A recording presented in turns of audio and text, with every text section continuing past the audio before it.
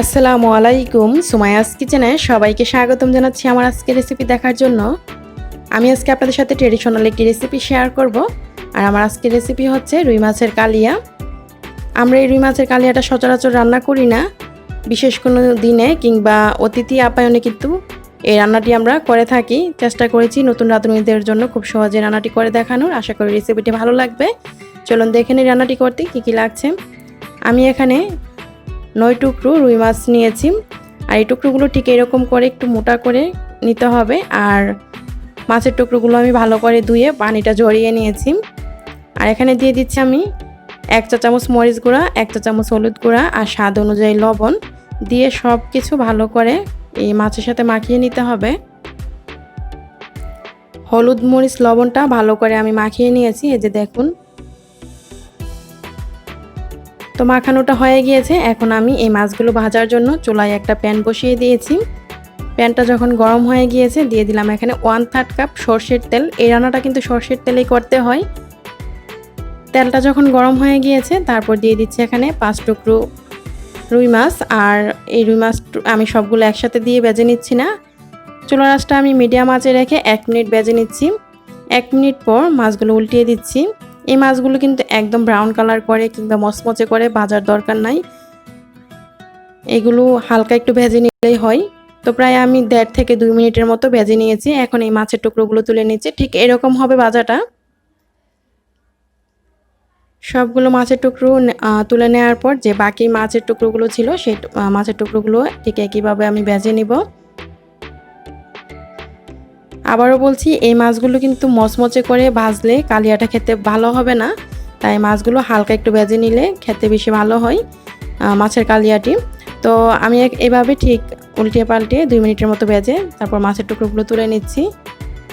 যেহেতু আমি প্রথমে অনেক বেশি তেল দিয়েছি তাই আর বেশি তেল দিতে হবে না, 1 টেবিল চামচের মতো সরষের তেল দিয়ে দিলাম। তারপর যখন তেলটা গরম হয়ে গিয়েছে চুলার আঁচটা মিডিয়াম আঁচে রেখে আমি দিয়ে দিচ্ছি এখানে 4টি এলাচ, 2 টুকরো দারচিনি, 2টি তেজপাতা। তেজপাতাগুলো একটু ছিঁড়ে দিয়েছি। এইগুলো আমি 10 সেকেন্ডের মতো ভেজে নিয়েছি। তো ভেজে নেওয়ার পর দিয়ে দিচ্ছি এখানে 1 কাপ পেঁয়াজ বাটা। আর এই পেঁয়াজ বাটাটা কিন্তু একদম মিহি করে বাটিনি, একটু আদা বাটা হবে। এই যে দেখুন ঠিক এইরকম হবে বাটাটা। তো এখন এই পেঁয়াজ বাটাটা প্রায় 2 মিনিটের মতো ভেজে নিচ্ছি। চুলার আঁচটা মিডিয়াম আঁচে রেখে ভেজে নিচ্ছি যাতে করে কাঁচা গন্ধটা দূর হয়ে যায়। তারপর দিয়ে দিচ্ছি এখানে 1.5 চা চামচ রসুন বাটা, 1 চা চামচ আদা বাটা।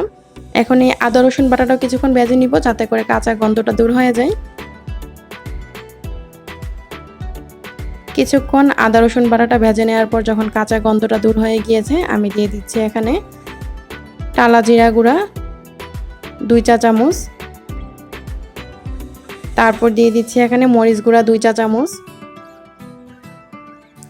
ধনিয়া গুঁড়াও দিয়ে দিচ্ছি 2 চা চামচ, হলুদ গুঁড়া দিব 1.5 চা চামচ। ঝালটা আপনাদের পছন্দ মতো কমিয়ে বাড়িয়ে দিতে পারেন। তারপরে এখন আমি সবগুলো মশলা ভালো করে নেড়ে মিশিয়ে নিচ্ছি আর অল্প একটু পানি দিয়ে দিচ্ছি যাতে করে মশলাটা ভালো করে কষানো হয়। আর মশলাটা কষানোর ক্ষেত্রে অবশ্যই পানি দিয়ে মশলাটা কষাতে হবে। দিয়ে দিচ্ছি এখানে স্বাদ অনুযায়ী লবণ। এখন আমি এই মশলাটা 2 মিনিটের মতো কষিয়ে নিব। এই মশলাটা 2 মিনিটের মতো কষিয়ে নেওয়ার পর দিয়ে দিব এখানে বাদাম বাটা। আমি এখানে কাঠবাদাম বাটা নিয়েছি, চেষ্টা করবেন কাঠবাদাম বাটা কিংবা কাজু বাদাম বাটা দিয়ে করার জন্য। তারপর আমি এইখানে 4 টেবিল চামচ কাঠবাদাম বাটা নিয়েছি, বাদাম বাটা পুরোটাই দিয়ে দিলাম। তারপর দিয়ে দিব এখানে টমেটো পেস্ট। আমি মাঝারি সাইজের 2টা টমেটো ব্লেন্ড করে নিয়েছি। তারপর সব কিছু একসাথে ভালো করে নেড়েচেড়ে মিশিয়ে নিচ্ছি। এখন দিয়ে দিচ্ছি এখানে টক দই। আমি এখানে টক দই দিচ্ছি 1/3 কাপ। টক দইটা ভালো করে আমি ফেটে নিয়েছি। টক দইটা দেওয়ার পর এখন সব কিছু একসাথে ভালো করে নেড়ে চেড়ে চুলার আঁচটা আমি মিডিয়াম টু হাইটে রেখে এই মশলাটা কষিয়ে নিব। যেহেতু টক দই দিয়েছি সব কিছুতে আর পানি দিতে হবে না, এই মশলাটাতে সব কিছু এমনিতে খুব সুন্দরভাবে কষানো হবে। এখন ঢাকনা দিয়ে ঢেকে রেখে দিচ্ছি আর এইভাবে আমি 10 মিনিট এই মশলাটা কষিয়ে নিব। মাঝে মাঝে কিন্তু নেড়ে দিতে হবে, না হয় মশলাটা পুড়ে যাবে। তো প্রায় 10 মিনিট মশলাটা কষানোর পর যখন দেখবেন ঠিক এরকম হয়েছে, প্যান থেকে মশলাটা ছেড়ে আসছে, তখন পানি অ্যাড করে দিতে হবে। আমি এখানে বড় কাপের মাপে 2 কাপ পানি দিচ্ছি। পানিটা দেওয়ার পর সব কিছু একসাথে ভালো করে নেড়ে মিশিয়ে নিচ্ছি। মশলা পানি সব কিছু ভালো করে নেড়েচেড়ে মিশানোর পর আমি যে মাছগুলো ভেজে রেখেছিলাম সবগুলো মাছের টুকরো দিয়ে দিচ্ছি।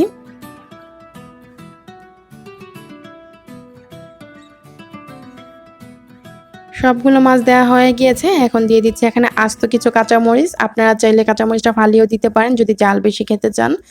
তারপর ঢাকনা দিয়ে ঢেকে রেখে দিচ্ছি 4 থেকে 5 মিনিট। প্রায় 4 থেকে 5 মিনিট পর এই যে দেখুন চুলার আঁচটা আমি কিন্তু ফুল আঁচে রেখেছিলাম। এই পর্যায়ে দিয়ে দিচ্ছি হাফ টেবিল চামচ চিনি। আর কালিয়া রান্নার ক্ষেত্রে কিন্তু চিনি দিতে হয় স্বাদটা ব্যালেন্স হওয়ার জন্য। এখন আমি হালকা হাতে একটু নেড়ে দিলাম। আপনারা যদি কিশমিশ দিতে চান এই পর্যায়ে কিশমিশটাও দিতে পারেন। আমি কিশমিশ দিচ্ছি না, তো আমি ঢাকনা দিয়ে প্রায় 10 মিনিটের মতো রেখেছিলাম। তো এখন আমি এই প্যানের হাতাটাতে ধরে এভাবে একটু ঝাঁকিয়ে দিব। এখন আর আমি নাড়াচাড়া করব না, আমি এর আগে কিন্তু সবগুলো মাছের টুকরো উল্টিয়ে পাল্টিয়ে দিয়েছি। তো এইভাবে আমি ঢাকনা দিয়ে আরও 10 মিনিট রেখে দিচ্ছি, চুলার আঁচটা মিডিয়াম আঁচে রেখে। 10 মিনিট পর এই যে দেখুন ঝোলটাও কম এসেছে আর তেলটাও বেশি এসেছে। রান্নাটা কিন্তু প্রায় হয়ে গিয়েছে। এখন আমি কিছু ধনেপাতা কুচি অ্যাড করে দিচ্ছি। ধনেপাতা কুচিটা দেওয়ার পর আবার একটু হাতাটাতে ধরে জাগিয়ে দিব। যেহেতু মাছটা কড়া করে ভাজা হয়নি, সেই ক্ষেত্রে যদি বেশি নাড়াচাড়া হয় তাহলে কিন্তু মাছটা ভেঙে যেতে পারে। ঢাকনা দিয়ে ঢেকে রেখে দিচ্ছি ধনেপাতা কুচি দেওয়ার পর প্রায় 1 থেকে 1.5 মিনিট।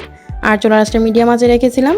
তাই এই পর্যায়ে কিন্তু আমার রান্নাটা হয়ে গিয়েছে। এখন আমি চুলাটা বন্ধ করে দিয়েছি। আর এই যে দেখুন ঠিক এরকম হয়েছে। যেহেতু বাদাম বাটা দিয়েছি, এটা ঠান্ডা হওয়ার পর কিন্তু ঝোলটা আরও টেনে যাবে। তাই এই পর্যায়ে চুলাটা বন্ধ করে দিতে হবে। ঠিক এই পর্যায়ে এরকম ঝোলটা থাকা অবস্থায় আমি চুলাটা এখন বন্ধ করে দিয়েছি। আর একটা প্লেটে আপনাদেরকে আমি বেড়ে দেখাচ্ছি কীরকম হয়েছে। এখনও কিন্তু অনেক গরম রয়েছে। দেখুন কতটা লোভনীয় হয়েছে এই মাছের কালিয়াটি। আপনারা যে কোনো মাছ দিয়েই করতে পারেন, রুই মাছ কিংবা কাতল মাছ, কার্পু মাছ, যে কোনো মাছ দিয়েই এই কালিয়াটি রান্না করতে পারেন। খেতে কিন্তু অনেক বেশি মজার হয়। আপনারা অতিথি আপ্যায়নে খুব সহজেই কিন্তু এই রুই মাছের কালিয়াটি রান্না করতে পারেন। চেষ্টা করেছি খুব সহজভাবে আপনাদের সাথে রেসিপিটি শেয়ার করার। আশা করি আমার আজকের এই রেসিপিটি আপনাদের কাছে অবশ্যই ভালো লাগবে। যদি রেসিপিটি ভালো লাগে লাইক দিয়ে দিবেন এবং আপনারা আপনাদের পরিবার ও বন্ধুদের সাথে আমার রেসিপিটি শেয়ার করতে পারেন। রেসিপি সম্পর্কে কোনো প্রশ্ন থাকলে অবশ্যই কমেন্ট করবেন, আমি অবশ্যই উত্তর দেওয়ার চেষ্টা করব। রেসিপিটি দেখার জন্য আপনাদের সবাইকে অসংখ্য ধন্যবাদ। সবাই ভালো থাকবেন, আমার জন্য দোয়া করবেন। আল্লাহ হাফেজ।